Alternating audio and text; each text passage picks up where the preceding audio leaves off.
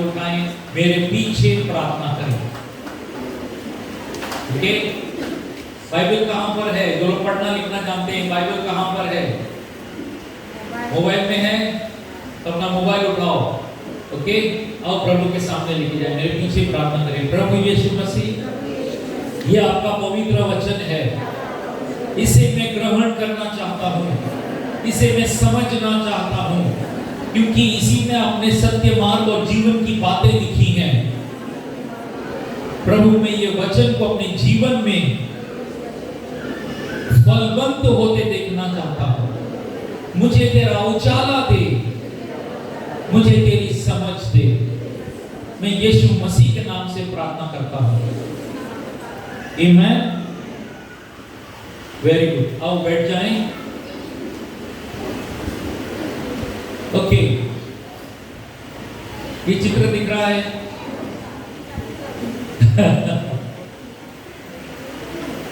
क्या याद आ रहा है ये चित्र देखकर? बोलो ना। ये 2.5 किलो का हाथ है, करेक्ट है कि नहीं? लेकिन एक और चीज इसमें से दिख रही है कि वो कौन है। सनी देओल क्या कपड़ा पहन के खड़ा है?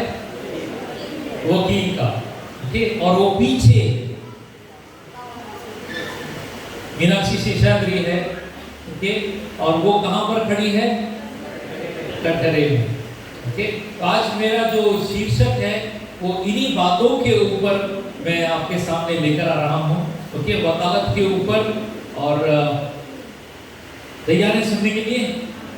ओके, हम लोग जब इस जगत में जीते हैं तो कई बार ना हम लोग जब हिंदी फिल्में देखते हैं तो हमें अक्सर कोर्ट रूम का सीन एंड में आता है, करेक्ट है कि नहीं? कोर्ट रूम, और उस कोर्ट रूम में वकील जो हीरो है, हमारा हीरो वकील, वो बोलता है कि मैं केस जीतूंगा, मैं तुम्हें न्याय दिलाऊंगा, वगैरह वगैरह चल रही है बातें। और वो कहता है कि मैं ऐसे विटनेस को पेश करूंगा, ऐसे गवाह को पेश करूंगा, और जो गवाह है वो अभी तक पहुंचा नहीं है। और फिर सीन दिखाते हैं, वो रिक्शा में आ रहा है और उस पर क्या होता है? हमला होता है। दुश्मन लोग उस पर हमला करते हैं कि विटनेस जो है कहां पर नहीं पहुंचे? कोर्ट में नहीं पहुंचे। और फिर कुछ फिल्मों में हम देखते हैं कि विटनेस है कोर्ट में, लेकिन गवाही नहीं देता, गवाही बदल देता है, झूठ बोलता है, और पूरा पिक्चर जो है वो एकदम अलग बदल जाता है, अन्याय होने लगता है। सही है कि नहीं? तो विटनेस का बड़ा महत्व है। वो जो विटनेस है, वो जो गवाह है, वो बहुत ही महत्वपूर्ण है उस किसी और की जिंदगी में जीवन लेकर आने के लिए, कि वो सच बोले। और वकील भी बहुत जरूरी है कि वो हमारे लिए सही तरह से वकालत करे, सही तरह से हमारे लिए लड़ाई करे। ठीक है? तो आज जो मैं आपके सामने लेकर आ रहा हूं वो हमारे जीवन में भी अगर हम देखें तो इस कोर्ट रूम में, यस प्लीज नेक्स्ट स्लाइड लेकर आए।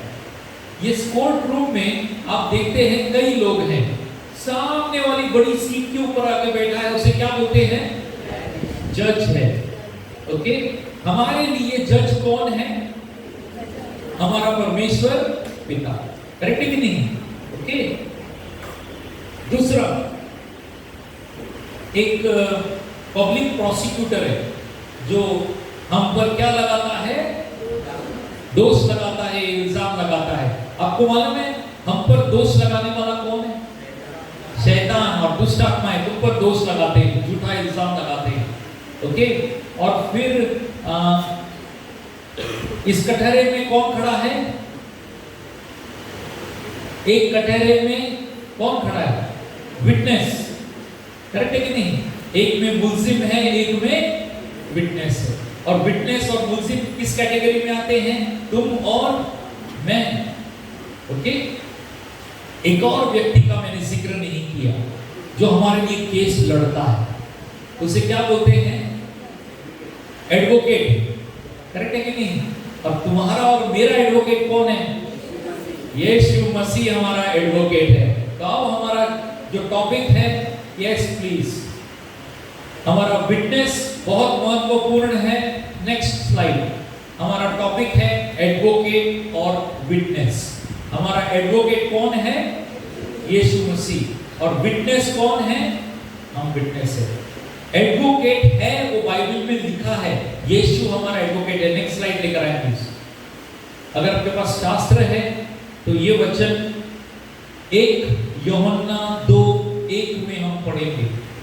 मेरे प्यारे पुत्र पुत्रियां, ये बातें मैं तुम्हें इसीलिए लिख रहा हूं कि तुम पाप न करो, किंतु यदि कोई पाप करता है तो परमेश्वर के सामने हमारे पापों का बचाव करने वाला एक ही है, वह है धर्मी यीशु मसीह। लेकिन अगर आप अंग्रेजी में पढ़ेंगे तो लिखा है if anyone does sin, we have an advocate with the Father, Jesus Christ the righteous।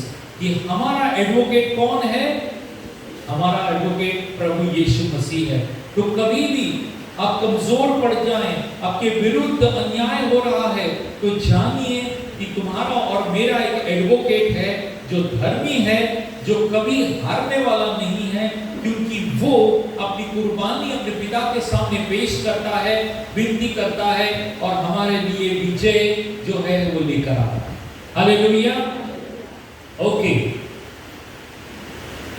आज अगर मैं आपसे एक सवाल करूं, हमारे बीच में कितने लोग हैं जिनको यीशु के नाम से मार खानी पड़े? किसी ने आपको यीशु के नाम के लिए मारा हो ना, खड़े हो जाए। क्या आप यीशु के पीछे चलते हो और आपको ढिसकिया बाल पकड़ा हो या मारा हो? सिर्फ 2 ही लोग हैं? 3 4 5, वेरी गुड, खड़े रहो। ओके, हमारे बीच में कितने लोग हैं जिनको धमकी दी गई, यीशु के नाम में जाएगा तो देख, धमकाया गया? यस प्लीज, खड़े हो जाए। Very good, very good, very good. और हमारे बीच में कितने लोग हैं जिनके परिवारों ने आपको यीशु का नाम, यीशु के पीछे चलने के कारण आपके परिवार ने आपको छोड़ दिया, आपके खानदान, आपके समाज के लोगों ने बोला तुम हमारा भाग नहीं है, तुमको फेंक दिया, आपके समाज ने आपको ठुकरा दिया। वेरी गुड, गली से एक जोरदार ताली बजाएंगे। Very good. एक कीमत चुकाई है तुम लोगों ने, एक कीमत चुकाई है तुम लोगों ने यीशु के पीछे आने की। उस कीमत के कारण परमेश्वर ने आपको तैयार किया है कि आप परमेश्वर के राज्य के लिए और बहुत कुछ हासिल करें। नेक्स्ट वचन आपके लिए खास वचन है। ओके, मत्ती 5:11 में लिखा है, और तुम भी धन्य हो क्योंकि जब लोग तुम्हारे अपमान करें, तुम्हें यातनाएं दें और मेरे लिए तुम्हारे विरोध में तरह तरह की झूठी बातें कहें, बस इसीलिए कि तुम मेरे अनुयायी हो, तब तुम प्रसन्न होना। क्या होना? प्रसन्न होना, खुशी मनाना, क्योंकि स्वर्ग में इसका प्रतिफल मिलेगा। यह वैसे ही है जैसा तुमसे पहले के भविष्यवक्ताओं के लोगों ने सताया था, उनको भी सताया गया, तुम्हें उनके साथ गिना गया। Hallelujah, thank you very much. आप बैठ सकते हैं, लेकिन आप एक स्माइल के साथ बैठे, प्रसन्न हो जाएं। ओके, बाकी लोग सोच रहे हैं हमको सताया नहीं है, आ रहा है वो दिन। ओके, आ रहा है, या आपने अभी तक कदम नहीं रखा है, बताया नहीं लोगों को मैं यीशु का शिष्य हूं, छुप के बैठे हो, थोड़ा मैदान में आओ, मजा आएगा, क्योंकि तुम्हारा एडवोकेट ऑलरेडी रेडी है तुम्हारा केस लड़ने के लिए। हालेलुया। छुपे मत रहो, अपने विश्वास को छुपा के मत रखो, बाहर निकलो, क्योंकि तुम्हारा बचाने वाला खुद यीशु मसीह। हालेलुया। ओके, आज आपके सामने मैं एक कहानी लेकर आना चाहता हूं। ओके, लेकिन इस कहानी से पहले एक और चीज कहना चाहता हूं कि जब प्रभु कहता है कि धन्य हो तुम जब तुम्हें मेरे नाम के लिए सताया जाता है। आपको जानना जरूरी है कि यीशु सिर्फ कहता नहीं है, यीशु को भी सताया गया था। उसकी सेवकाओं के समय में यीशु को भी सताया गया था। एक वचन हम पढ़ेंगे, ओके।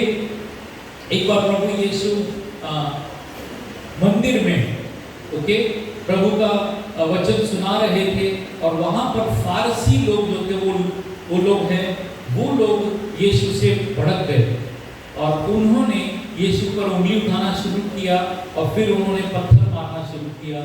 जॉन 8:58 में इसे पढ़ते हैं।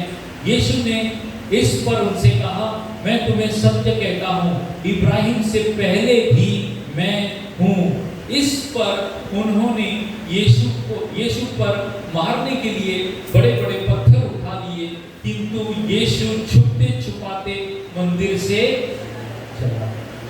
यीशु मंदिर से के सामने खड़ा नहीं हो गया, मारो मुझे मारो, खड़ा हो गया। ऐसी बेवकूफी यीशु ने करने को नहीं बुलाया है। यीशु खुद क्या किया, उसने मंदिर से छुपते छुपाते वो वहां से चला। तो जब तुम सत्य बताते हो सकता है लोग तुम्हारा विरोध करें, उनके साथ वाद विवाद नहीं करो। हमें परमेश्वर ने वाद विवाद करने को नहीं बुलाया है, हमें यीशु ने गवाह बनने को बुलाया। क्या बनने को? विटनेस। विटनेस कभी साबित करता है क्या? मैं बताता हूं, मेरे को मालूम है, मैं बोला वो सही है। ये काम किसका है? वकील का। तुम वकील मत बनो, हमें क्या बनना है? गवाह बनना है। वकील परमेश्वर यीशु है, वो हमारी वकालत करेगा। हमारा काम है परमेश्वर ने जो हमारे अंदर किया है उसकी गवाही देना। हालेलुया। कहानी सुनने के लिए रेडी है? इसके तुरंत बाद ये जो वचन है जॉन 8:58 में यीशु को पत्थर मार रहे हैं, मंदिर के उधर से यीशु छुपते छुपाते बाहर निकलता है और जैसे ही बाहर निकलता है एक कारनामा करता है। ओके, आइए वचन पढ़ते हैं। जॉन 9:1 से ये कहानी पढ़ते हैं। ओके, जाते हुए उसने जन्म से अंधे एक व्यक्ति को देखा। इस पर यीशु के अनुयायी ने उससे पूछा, हे रब्बी, यह व्यक्ति अपने पापों से अंधा जन्मा है, अपने पापों से अंधा जन्मा है या अपने माता पिता थे? यीशु ने उत्तर दिया, न तो इसने पाप किए हैं और न इसके माता पिता ने, बल्कि यह इसीलिए अंधा जन्मा है ताकि इसे अच्छा करके परमेश्वर की शक्ति दिखाई जा सके। उसके कामों को जिसने मुझे भेजा है हम निश्चित रूप से दिन रहते ही कर लेना चाहिए, क्योंकि जब रात हो जाएगी कोई काम नहीं कर सकेगा। जब मैं जगत में हूँ तो मैं जगत की ज्योति हूँ। और मालूम है इसके बाद क्या हुआ? यीशु जैसे ही मंदिर से बाहर आया तो उसके शिष्य जो थे, यीशु जैसे ही बाहर आया तो उसके शिष्यों ने उसको पूछा, अभी वो लोग अभी भी अंदर से पत्थरबाजी से बचकर आए, ओके, और बोल सकते थे यीशु बहुत खतरा था, वो लोग को मारने को आए थे वगैरह वगैरह, लेकिन उनका ध्यान वहां नहीं है। मंदिर के बाहर आए तो एक भिखारी वहां पर बेचारा अंधा था, वो वहां पर भीख मांग रहा था, ओके, और सारे शिष्य लोग भी वहां पे खड़े हो गए और यीशु से सवाल कर रहे हैं। और सवाल क्या है मालूम है? किसने पाप किया कि ये अंधा पैदा हुआ? ओके, क्या इस व्यक्ति ने पाप किया या इसके मम्मी पापा ने पाप किया, जिसका अंजाम कि ये बच्चा क्या पैदा हुआ है? अंधा पैदा। तो यीशु उनको जवाब देता है। देखो मैं कहानी बता रहा हूं, फिर कहानी में से कुछ बातें बताऊंगा, ओके। लोगों ने अपने हिसाब से सवाल किया, शिष्यों ने जो उनको समझ थी उसके हिसाब से सवाल किया। यीशु ने उनको सत्य बताया, कहा कि न उसने पाप किया है उसका कारण है, न उसके मम्मी पापा के पाप का कारण वो अंधा पैदा हुआ है, लेकिन परमेश्वर की महिमा, परमेश्वर की शक्ति दिखाने के लिए। और फिर यीशु क्या करता है मालूम है? उस भिखारी से बातचीत नहीं करता, उसे कुछ पूछता नहीं है, तुझे क्या चाहिए। बारतिमस को बुलाया था ना, एक अंधा भिखारी बारतिमस था, उसको बुलाया था, क्यों चिल्ला रहा है, इधर आ, क्या चाहिए। लेकिन इस व्यक्ति से यीशु ने पूछा नहीं तुझे क्या चाहिए। यीशु झुका, थूका, मट्टी लिया, चिकड़, और वो भी उसके ऊपर लगाया। अगर मैं आपके ऊपर ऐसा ऐसा मट्टी करके ऐसे लगाऊं या प्रार्थना करूं, आप अगले संडे आओगे क्या? हाँ, आप समझ रहे हो मैं क्या कह रहा हूं? अगर मैं आपके ऊपर मट्टी थोड़ी सी ले करता हूं इधर ऐसे ही, और आप प्रार्थना करना है, चलो इधर इसके ऊपर, आप बोलोगे मेरे पास नहीं आना होता है। प्रार्थना ठीक है, लेकिन ये मट्टी वाला हाथ नहीं होना चाहिए। यीशु का तरीका अनोखा है हर एक के लिए। किसके लिए? हर एक के लिए। अब यीशु ने क्या किया मालूम है? उसको वही टाइम पे आंख नहीं दिया, उसको चिकड़ लगाया, ओके, थूक थूक, वो भी थूक के चिकड़ लिया और उसकी आंखों में लगाया, और उसको क्या बोला मालूम है? उधर एक सिलोम का पुल है, क्या बोलते हैं, कुंड है, ओके, वहां पे जा और वहां पे जाकर मुंह धो के वापस आ। अब सिलोम का कुंड जो था ना, करीबन 200 से 300 मीटर दूर था, और वो ऐसे नीचे था, सीढ़ियों से नीचे जाना पड़ता था। करीबन 200 से 300 मीटर, 200 से 300 मीटर बोला ना, तो यहां से लेके बाहर जाओगे, फिर वो उधर एक स्टॉल है, देखो वो वड़ा पाव मिलता है, चाय मिलता है, वो स्टॉल, कम से कम इतना दूर तो जाना ही है पक्का। और यीशु उसको नहीं बोलते चल बेटा मैं तेरे को लेके चलता हूँ, वो अंधा है, तेरे को दिखता नहीं, चल मैं लेके चलता हूँ, ऐसा कुछ नहीं बोलता है। और मुश्किल कर देता है, उसको बोलते जा सिलोम के पुल में, जैसे कि उसको सिलोम का पुल मालूम है। अंधे ने देखा है सिलोम का पुल? हाँ, उसको उस जन्म से अंधा है वो तो। और यीशु बोलते जा उधर, तो उसको क्या करना पड़ेगा? बोले कौन है आदमी, थूकता है, चिकड़ लगाता है, बोलता है सिलोम के पुल में जा, मेरे को नहीं जाने का। हो सकता है कि नहीं? क्यों जाऊं मैं कुछ मांगा क्या उससे? सही है कि नहीं? लेकिन वो क्या करता है? जाता है। कैसे जाता है? पूछ पूछ के जाता है, किसकी मदद लेता है, कुछ नहीं लिखा है, लेकिन वो जाता है।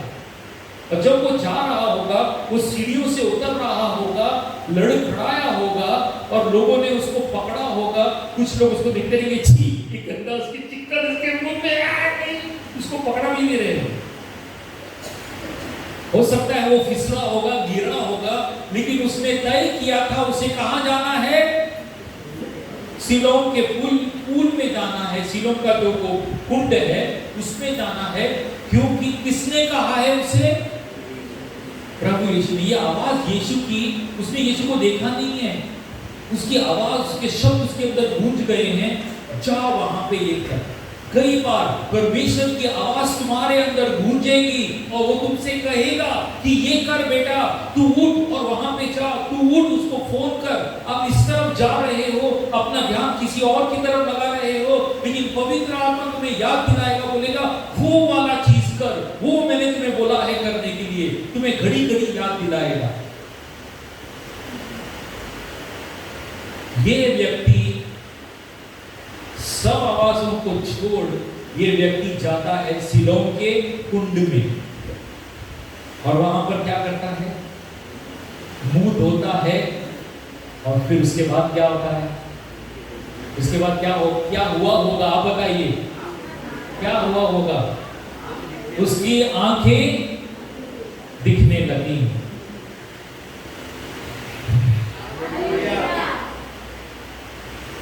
उसको जैसे ही उसने वो आज्ञा को पूरा किया, उसकी आंखें उसे देखने लगी। अब अगर तुम और मैं उसकी जगह पे होते तो आंखें मिलने के बाद क्या करते? ये चॉइस नंबर ए, कौन बनेगा करोड़पति? ए, तुम वापस यीशु के पास जाते। बी, लोगों के बीच में पार्टी करते हैं। सी, अरे मैंने वो सुना है, इधर देखना है, उधर देखना है, उधर जा रहे हैं, पार्टी करके क्या बोलते हैं, घूमने जाना है। सी, डी, कुछ नहीं करते। क्या करते? A B C D. क्या करते? ए करते। तो हम देखते हैं कि उसने क्या किया, ए किया कि बी किया कि सी किया कि डी किया।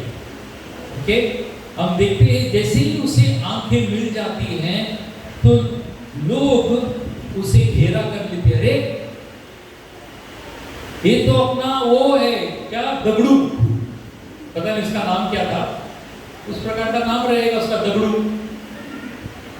तो दगड़ू उधर भीख मांगता है ना, वो अपना अपना, और उसका चेहरा बदल गया, उसका जो अपीयरेंस था ना वो बदल गया, क्योंकि उस दुखी मन के अंदर परमेश्वर की खुशी आई।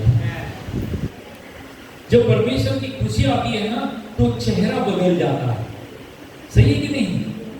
ओके, और परमेश्वर की खुशी उसके मन में आई, उसका चेहरा बदल गया, उसका हाव भाव बदल गया, कपड़े तो वही होंगे उसके, और लोग उसको देखकर बोलने लगे, ये अपना दगड़ू है ना, अपना दगड़ू है ना। कोई बोले नहीं रे, उसके जैसा है रे, कोई बोल रहा है, अरे नहीं नहीं वही है, उसके ही लोग, उसके पड़ोसी, उसके पहचान वाले वही लोग उसको बोल रहे, कोई बोल रहा है वही है, कोई बोलता है वो उसके जैसा है।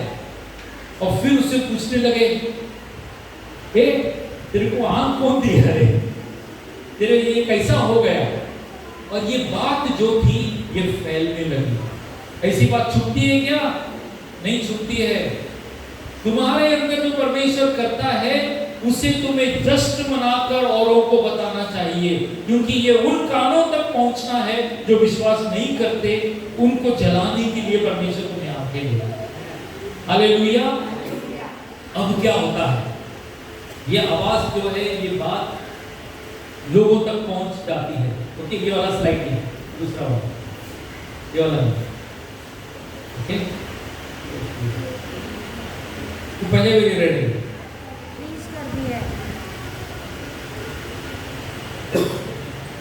कि यीशु उसे आंखें देता है, सिलों के कुंड में बेचता है, वो ठीक होता है, और फिर वो वापस आ रहा है, उसके लोग उसको पूछने लगते हैं, और फिर लोग क्या बोलते हैं मालूम है? उसे पकड़कर कहाँ ले जाते मालूम है? उसे पकड़कर फारसी लोगों के पास ले जाते हैं। कौन फारसी लोग?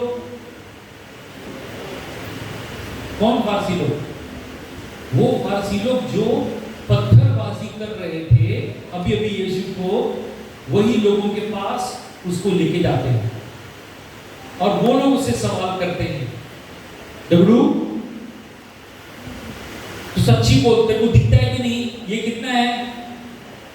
4 है, 4।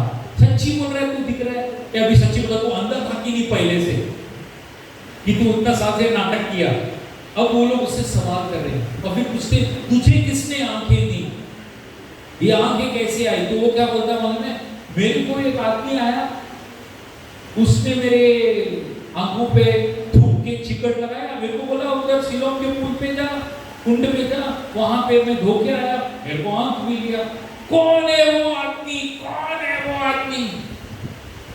क्यों पूछ रहे हो तुम लोग कौन है? तुम भी उसके शिष्य बनना चाहते क्या? अब ये कौन बोल रहा है? दगड़ू। तुमको क्या करना है? तुम भी उसके शिष्य बनना चाहते क्या? इसका बाप किधर, इसका मां किधर? बुलाओ उसका माँ बाप को। अब क्या हो गया? पंचायत बैठ गई। पंचायत मान में कई कितने लोग पंचायत पहुंचते हैं? हाँ, सरपंच, पंचायत, ये पंचायत बैठ गई उधर, और वो लोग पंचायत बोले बुलाओ उसका माँ बाप को बुलाओ। और यीशु कहाँ है? यीशु पिक्चर में आता ही नहीं है। यीशु देख रहा है दूर से क्या हो रहा है, कुछ भी इंटरफेयर नहीं करता। पूरा 9th चैप्टर पढ़ो, ये तमाशा चल रहा है और यीशु देखता है, कुछ नहीं करता, एब्सोल्युटली कुछ नहीं करता। उसके मम्मी पापा को बुलाते हैं, बोलते हैं ये आपका बेटा है? हाँ, ये हमारा बेटा है। इसको आंख कैसा आया? हमको नहीं मालूम साहब, हमको मालूम नहीं है, हम जानते हैं ये जन्म से अंधा पैदा हुआ है, लेकिन इसको आज आंख कहां से मिला हमको नहीं मालूम। सच्ची बोलता है हमको नहीं मालूम। वही बड़ा है ना, वो बड़ा हो गया ना, उसको ही पूछो। अभी माँ बाप भी क्या कर रहे, हाथ धो के साफ कर रहे हैं। यीशु ने कहा है कि उसके नाम के लिए हो सकता है तुम्हारे खुद के माँ बाप भी तुम्हें, और वो पंचायत का प्रेशर में माँ बाप अपने बच्चे को ढकल देते हैं उस डबरू को, उसको पूछो, हमको नहीं मालूम बोलते हैं, उससे ढकल देते। बड़ा है ना वो, आप उसको पूछो। और फिर डबरू को बोलते तू कहाँ मिला, कहाँ देखा? बोलते मेरे को क्या मालूम वो कहाँ है, अभी मैं नहीं जानता वो कहाँ चला गया, मेरे को हाथ दिया वो चला गया, तुम क्यों पूछ रहे, तुमको उसका शिष्य बनने का है क्या? तो वो भड़क गए, बोला तू उसका शिष्य है, तेरे को मालूम नहीं ये उसने दुष्ट आत्मा से तेरे को आंख दिया है। तो वो क्या बोलता है मन में, दुष्ट आत्मा से कैसा आंख दे सकता है, दुष्ट आत्मा थोड़ी भला करता है। अब कौन सिखा रहा है? डबरू सिखा रहा है, जवाब दे रहे टकाटक टकाटक। और फिर वो लोग बोलते ये उसका शिष्य है, इसको पकड़ के मार, बोलते भगाओ इसको, पंचायत से बाहर फेंक दो, हमारा समाज से इसको निकाल के फेंक दो, इसका शादी में हम लोग जाएंगे नहीं, इसका मरण को हम जाएंगे नहीं, इसका बच्चे का पैदा होगा तो हम उसमें जाने का नहीं, हमारा इसमें भी तुम आने का नहीं। पंचायत ऐसी लगाते ना, क्या इधर आएगा तो क्या करना पड़ेगा, फाइन देना पड़ेगा, करेक्ट है कि नहीं? फेंक दिया पंचायत में, पंचायत से बाहर। अब क्या हुआ, जब उसको पंचायत से बाहर फेंक दिया था, वचन पीछे पीछे पीछे, ओके यस, यहां पर यीशु का एंट्री होता है। कैसे पढ़ते हैं? यीशु ने सुना कि उन्होंने उसे बाहर निकाल दिया है, और जब उसे भेंट हुई तो कहा कि तू परमेश्वर के पुत्र पर विश्वास करता है। अब देखो यहां पर क्या बातचीत हो रही है। अब यीशु से अकेले में मिलता है, कब? जब समाज ने उसे ठुकरा दिया। यीशु ने सुना, यीशु ढूंढता है, उसे मिलता है और उसे पूछता है। क्या पूछता है मन में? सबसे पहले, क्या तू परमेश्वर के पुत्र पर विश्वास करता है? मेरे पीछे कहो, क्या तू परमेश्वर के पुत्र पर विश्वास करता है? क्या तू परमेश्वर के पुत्र पर विश्वास करता है? और एक बार, क्या तू परमेश्वर के पुत्र पर विश्वास करता है? बहुत जरूरी है ये सवाल, बहुत जरूरी सवाल है, इसमें बहुत से खजाने छुपे हैं। तो उसका जवाब क्या रहता है मन में? उसने उत्तर दिया कि हे प्रभु, वह कौन है कि मैं उस पर विश्वास करूं? टूट गया वो पूरी तरह से, उसने यीशु को पहचाना नहीं। यहां तक कि उसकी आवाज जो उसने पिछली बार सुनी थी कि उसने उसको थूक कर कहा था जा, तो वो आवाज जो उनके अंदर, वो भी पहचान नहीं सका। अंधा तो था पहले, चलो तो सुनकर वो पहचानते थे ना, लेकिन अब उसकी आंखें आ गई हैं, लेकिन उसके कान जो थे वो आवाज को सुनकर पहचान नहीं पाए कि ये वो यीशु है। और यीशु से एक सीधा सवाल करता है, ये नहीं पूछता है हेलो तेरे को बहुत मारा, किधर मारा, क्या पूछा तेरे को, मेरे लिए तेरे को तकलीफ उठाना पड़ा, ऐसा पूछा यीशु ने? नहीं पूछा। यीशु ने सीधा सवाल किया, क्या तू परमेश्वर के पुत्र पर विश्वास करता है? और उसका जवाब, मेरे को क्या मालूम कौन है वो, कोई किधर है मेरे को बताओ, मैं क्या करूंगा, विश्वास करूंगा, वो कहता। और फिर यीशु ने उससे कहा, तूने उसे क्या किया है? देखा है, तूने उसे देखा भी है, और जो तेरे साथ बातें कर रहा है वही है। उसने कहा, हे प्रभु, मैं विश्वास करता हूं, और उससे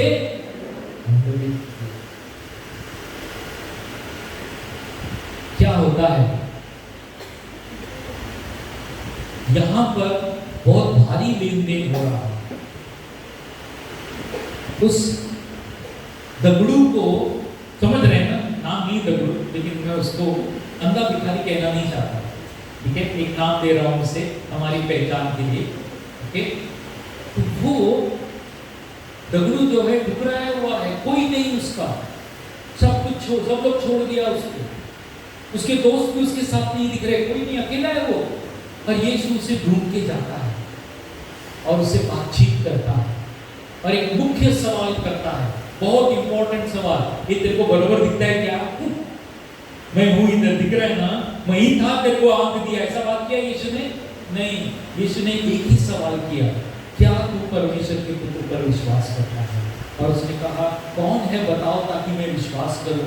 और यीशु ने अपने आप को प्रकट किया और उसने कहा, मैं विश्वास करता हूं। जब उसने वो किया, उसके बाद जैसे उसने ये कहा, उसका रिएक्शन क्या निकला मालूम है? उसने प्रभु को उसने यीशु को दंडवत किया। और दूसरे अंग्रेजी बाइबल में लिखा है कि उसने आराधना की परमेश्वर। जब भी हम विश्वास करते हैं, हमारा विश्वास जो है वो ऑटोमेटिकली आराधना में परिवर्तित हो जाता है। अगर तुम आराधना करने के लिए संघर्ष कर रहे हो, तो तुम्हारे अंदर तुम एक चीज को चेक करो कि वो विश्वास का जो कोटा है तुम्हारे अंदर, वो ठंडा पड़ गया क्या? विश्वास का बैटरी लो हो गया तो हाथ नहीं उठ रहे परमेश्वर को धन्यवाद देने के लिए, आराधना करने के लिए। जब विश्वास का कोटा फुल रह जाता है, तब क्या होता है? दंडवत होते हैं, प्रणाम करते हैं, खुलकर उसकी आराधना करते हैं। और यही वही किया उस दगड़ू ने। जब यीशु को देखा तो उसने दंडवत किया और परमेश्वर यीशु को उसने वैसे देखा जैसा वो है। आमीन। इस कहानी को यहाँ पर अंत करूंगा और इसमें से कुछ बातें हम लोग जल्दी से देखेंगे और फिर हम वचन अंत करेंगे और आराधना करेंगे। जैसे उसने प्रभु को दंडवत किया, आराधना किया, हम लोग भी आराधना करेंगे और यीशु मसीह के पास फिर से जाएंगे विश्वास लेकर, ताकि वो हमारे जीवन में बंद दरवाजों को खोल दे। क्योंकि पिछले रविवार को एक भविष्यवाणी आई थी कि वो दरवाजे खोल रहा है, याद है?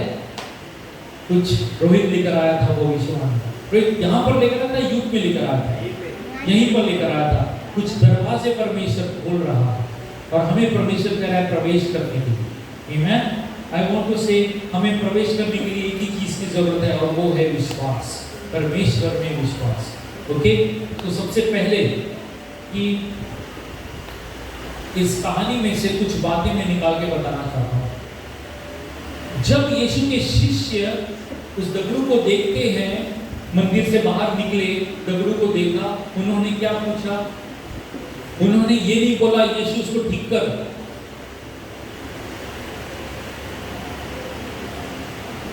उनका सोच क्या था? वो लोग यहां से काम चला रहे थे, यहां से नहीं। यीशु कहां से काम चला रहा था? दिल से। वो लोग यहां से काम चला रहे थे, कारण जानना चाहते थे, पाप किसने किया। जब एक्सीडेंट किसी का हो जाता है तो कई लोग ये प्लान सोचते हैं कैसा एक्सीडेंट हुआ, और कई लोग उस एक्सीडेंट के व्यक्ति को कहां पे उठाकर हॉस्पिटल में लेके जाते हैं। आप किस कैटेगरी में आते हो? उसकी मदद करने के बारे में सोचते हो या इन्वेस्टिगेटिव ऑफिसर बन के कैसा एक्सीडेंट हुआ, किसका गलती था, वो देखने जाते हो?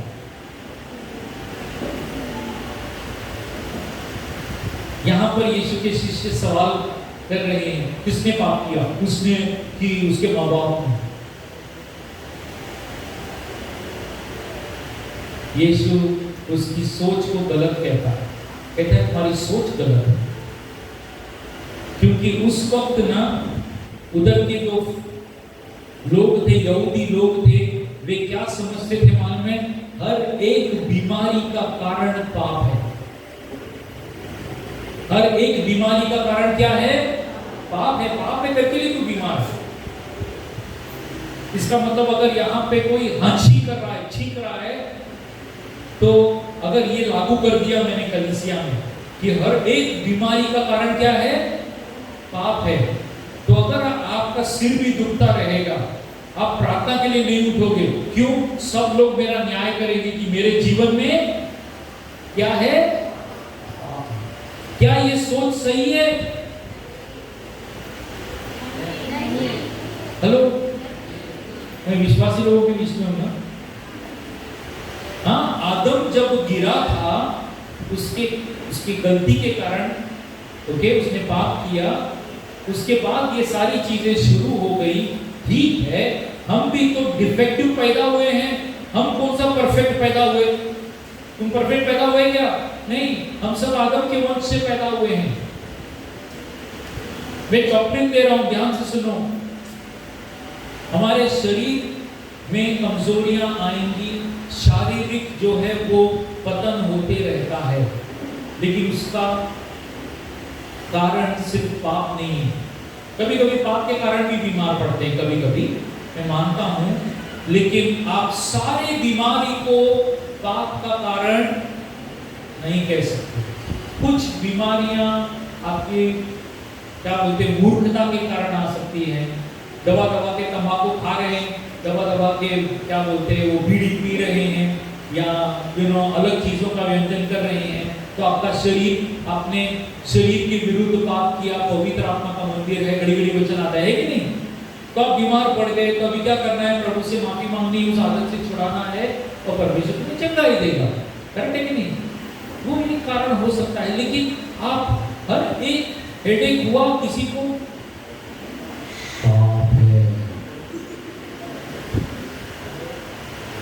ये खतरनाक और झूठी डॉक्ट्रिन है। सावधान, अगर कोई आपको सिखाता है कि हर एक बीमारी का कारण पाप है, तो ये झूठी शिक्षा है जो यीशु के शिष्यों में थी, और यीशु ने उस झूठी शिक्षा को नकार दिया और कहा न उसने पाप किया है उसका कारण ये अंधा है, न उसके माँ बाप के पाप के कारण वो अंधा है, वो परमेश्वर की महिमा को दिखाने के लिए अंधा। एक ही दिन में बोलो, किसी को समझ में नहीं आया? आप समझ रहे हो मैं क्या कह रहा हूं?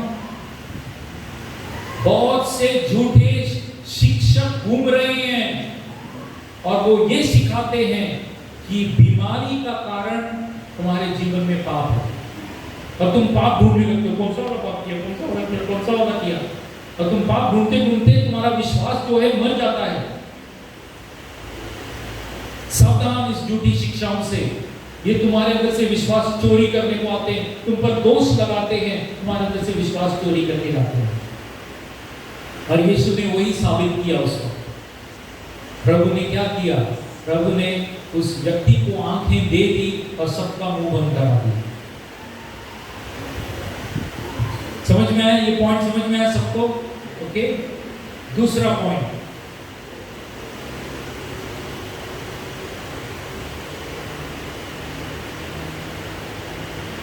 जब यीशु उसे आंखें देता है, ओके, उसके जीवन में एक चमत्कार करता है, तो उसके पीछे एक कारण है। यीशु उसे अपने आप को प्रकट करना चाहता है। वो उन आंखों से नहीं देख पाता, उन आंखों से यीशु को पहचान नहीं पाता, लेकिन उसकी मन की आंखों से यीशु को वो पहचानने लगता है। देखो, अगर मैं आप लोगों से पूछूं कि आपने यीशु पर क्यों विश्वास किया, ओके, तो कोई कहेगा मेरा मां मरने पर था, वो कोई हमारा पड़ोसी आया, वो लोग ने प्रार्थना किया, मेरा मां ठीक हो गया, तभी से मैंने यीशु में विश्वास किया। कोई कहेगा मैं रास्ते पर था, किसी ने मेरे को प्यार दिया और मेरे को प्रार्थना को लेकर आए, मेरे को अच्छा लगा, इसीलिए मैंने यीशु पे विश्वास किया। अच्छी बात है। कोई कहेगा मेरा बिजनेस बंद हो गया था, मेरे लिए प्रार्थना किया, मैंने प्रार्थना किया, यीशु ने मेरे को बिजनेस दिया। तो ये सब अच्छी शुरुआतें हैं। क्या है? ये सब अच्छी शुरुआत है। प्रभु की भलाई को क्या बोलते हैं, आप ग्रहण कर रहे हो, लेकिन ये भलाई लेने के बाद ये भलाई तुम्हारी बुनियाद नहीं है। अगर ये भलाई तुम्हारी बुनियाद रहती तो यीशु उसके पास फिर से प्रकट नहीं होता और ये सवाल नहीं करता कि क्या तुम परमेश्वर के बेटे पर विश्वास करते हो। यीशु का सवाल में बहुत मूल चीज है, क्या हम यीशु को परमेश्वर का बेटा कह के मानते हैं? क्योंकि कई लोग हैं जो यीशु को परमेश्वर का बेटा नहीं मानते, बोलते परमेश्वर को बेटा कैसे हो सकता है, ऐसे सवाल करते हैं। और यीशु उससे कह रहा है यहाँ पर कि परमेश्वर के बेटे पर अपनी पहचान बता रहा है कि परमेश्वर के बेटे पर विश्वास करते हैं। तो ये मूल बात है और यीशु ने उसे बताई और उसके मुंह से क्या लिया? सिर्फ हाँ पूछ लिया। उसने कहा हाँ। जैसे ही उसने हाँ कहा, यीशु ने अपना दर्शन दिखाया, आत्मिक दर्शन, ताकि वो यीशु की आराधना करे। यीशु की आराधना कोई भी बिना आत्मिक दर्शन के नहीं कर सकता। अगर पवित्र आत्मा तुम्हें नहीं प्रकट करता यीशु, तो तुम आराधना नहीं कर पाते। अगर तुम पाप की दलदल में फंसे हो, अविश्वास में फंसे हो, तुम्हें पवित्र आत्मा अनुमति नहीं देगा यीशु की उपस्थिति में आने का। तुम्हें एहसास देगा कि ये वाला पाप है जो तुम्हें रोकता है मेरी पवित्र उपस्थिति में आने के लिए। तुम्हें उस वक्त उसी पाप को अंगीकार करना है, प्रभु से क्षमा मांगनी है और फिर यीशु के लहू से पवित्र होकर तुम परमेश्वर की उपस्थिति में आ सकते हो। आई गारंटी यू, तुम्हारा पाप कितना भी बड़ा क्यों ना हो, यीशु का लहू उससे भी पावरफुल है तुम्हारे पापों को क्षमा करके धोकर शुद्ध करने की। वो कुर्बानी संपूर्ण है। तो अगर तुम्हें परमेश्वर की उपस्थिति में प्रवेश करना है और जब तुम आ रहे हो और तुम्हें एहसास होता है अंदर से कि ये वाला गलती मेरे को अभी तक माफी नहीं मिला है, उसी को प्रभु से माफी मांगो। कहो प्रभु मुझे क्षमा कर, तेरे लहू से धोकर शुद्ध कर, ताकि मैं तेरे मंदिर में, भवन में अंदर आ सकूं, तेरी आत्मा की अगुवाई में तेरा दर्शन देख सकूं कि तू सिंहासन पर है। हालेलुया। तुम्हारी 10 घंटे की प्रार्थना तुम्हें पवित्र नहीं करेगी, लेकिन यीशु का लहू तुम्हें पवित्र करेगा क्षण भर। और तुम उसके आमने सामने हो जाओगे, और जब तुम उसके आमने सामने हो, तुम्हारी दिल की बात उसके मन में चली गई और उसका मन की बात तुम्हारे दिल में आ गई, और तुम 5 मिनट में लेन देन करके, होता है ना वहां पर, वो खुश हो जाता है, लेन देन होता है। यस, प्रभु तुम्हारे साथ लेन देन कर। हालेलुया। तैयार हो? प्लीज आगे आ जाए। ओके। एक और चीज, एक चिन्ह मैं देना चाहता हूं। जब तुम प्रभु के पीछे चलोगे, उसकी आज्ञा का पालन करोगे, तो कई लोग तुमसे रूठ जाएंगे। तुम्हारे खास लोग तुमसे रूठ जाएंगे, तुमसे दूर होने लगेंगे। क्यों? क्योंकि तुम यीशु की आज्ञा का पालन कर रहे हो। और तुम्हें लगेगा कि मैं क्यों, मेरे लोग मेरे साथ नहीं आ रहे, मैंने क्या गलत किया? क्योंकि वो कीमत है यीशु के पीछे आना। आज मैं आपसे कहता हूं, जब मैं यीशु के पास नया नया आया था, तो मैं भी अपने दोस्तों के बीच में खेलना कूदना, गाली गलौज सब करता था। और जब मुझे एहसास हुआ कि गाली गलौज नहीं चलेगा, तो मैं खेलना कूदने के बाद उनके साथ बैठता नहीं था, मैं चला जाता था। नहा धो के मैं अपने घर पे जाके बाइबल मेरे लिए था, मैं छुप छुप के बाइबल पढ़ता था। मेरे घर पर मेरी माँ बाइबल छीन लेती थी, मैं टॉयलेट में जाके बाइबल पढ़ता था। और फिर जब मैं अपने दोस्तों के बीच में जाता था ना, तो वो बातें बंद कर देते थे। मुझे अरे क्या हो गया, बातें बंद कर दी? नहीं, मेरे को जाने का है। क्यों? मैं परमेश्वर की पवित्र उपस्थिति को लेके जा रहा हूँ, जिसके सामने हर एक मुंह बंद हो जाता है। अब 30 साल के बाद वो दोस्त लोग मेरे साथ कांटेक्ट में आए। 30 साल के बाद मेरे दोस्त लोग व्हाट्सएप के ऊपर मेरे साथ ग्रुप में आ गए हैं, और आज हम लोग सफर तय करके पूछ रहे हैं, तू क्या कर रहा है, तू कहाँ पहुंचा है, क्या चल रहा है। कल रात को मेरा एक दोस्त, उसने मुझे फोन किया, वो कैलिफोर्निया में पहुंच गया। बोलता है गलती से इंजीनियर बन गया, गलती से मेरी मुस्लिम औरत के साथ शादी हो गई, ईरानियन औरत के साथ, और फिर मैं गलती से अमेरिका चला गया, वहां पर हूँ और हमारी बातचीत चल रही है। बोलते हैं मेरे को कोई ऐतराज नहीं, मेरी पत्नी मुस्लिम का ये करे, मैं भी विश्वास करता हूँ सब भगवान एक है। और फिर लास्ट में बोलता है, मेरे को पूछा उसने, तू क्या करता है? मैं पास्टर हूँ। बोलते पास्टर है तू? अरे मैं भी चर्च में जाता था, यहाँ वहाँ चर्च जाता था। और फिर उसने अंत में कहा कि मेरे सासरवाड़ी में, मुस्लिम सासरवाड़ी, ईरान के लोग हैं, अमेरिका में आके बसे हैं, उनमें से भी कुछ रिश्तेदारों में पानी का बपतिस्मा लिया। मैंने तो बोला नहीं उसको, लेकिन वो खुद मेरे को रात को लिखा। मैंने कहा थैंक यू, गुड नाइट, फिर कभी और बात करेंगे। और मैं देख रहा हूँ कि परमेश्वर उसके जीवन में भी अलग अलग तरीके से काम कर रहा है। मैं कहता हूँ यीशु का आना बहुत नजदीक है। यीशु का आना बहुत नजदीक है। हम क्या लेकर उसके पास जाएंगे? हम जब वो लेकर जाएगा हमको अपने साथ, तो हमारे पास विश्वास ताजा रहना चाहिए।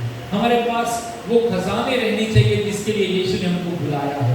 हम वो अपना काम पूरा करें जिसके लिए यीशु ने हमको बुलाया है। आज एक भविष्यवाणी आई थी कि यीशु तुम्हें बुला रहा है, तुम्हारी बातों को तुम्हें यीशु याद दिला के ताज़ा कर रहा है कि तुम्हें मैंने एक मकसद के लिए बुलाया है। अगर हमारे बीच में कुछ लोग अपना मकसद भूलकर ठंडेपन में जीवन बिता रहे हैं, कमाना है, खाना है, खाना है, सोना है, कमाना है, खाना है, अगर तुम ऐसे गाय बैल चरा रहे हो, तो यीशु तुमसे कह रहा है गाय बैल चराने का समय पूरा हुआ, अब तू मेरे लिए कार्य करना शुरू कर। मेरी गवाह बन, मेरे क्या बन? गवाह बन। साबित मत कर लोगों को, सिर्फ वो बता जो मैंने तुम्हारे अंदर किया है। उस दगड़ू ने सिर्फ आंखों से देखकर चलना सीखा। उसने साबित, यीशु ने उसके अंदर साबित कर दिया कि यीशु ने उसके लिए क्या है। उसको सिर्फ चलना था, और उसके लिए तुम्हें भी कीमत चुकानी पड़ेगी। जब तुम चलोगे तुम्हें कीमत चुकानी पड़ेगी, और उस कीमत चुकाने के लिए तुम प्रभु के पास बातचीत करो। प्रभु मैं कमजोर हूँ, मुझे बल दे कि मैं वो कीमत चुका सकूं तेरे पीछे। हालेलुया। यीशु तुम्हारे लिए है, वो तुम्हारा एडवोकेट है, वो तुम्हारा केस जीतेगा। और जब तुम्हें पंचायत के बाद फेंकेंगे भी, तो यीशु आएगा तुम्हारे साथ और पूछेगा क्या तू परमेश्वर के बेटे पर विश्वास करता है? उस वक्त यीशु को पकड़ लेना, जकड़ लेना, उसकी आराधना करना, क्योंकि वो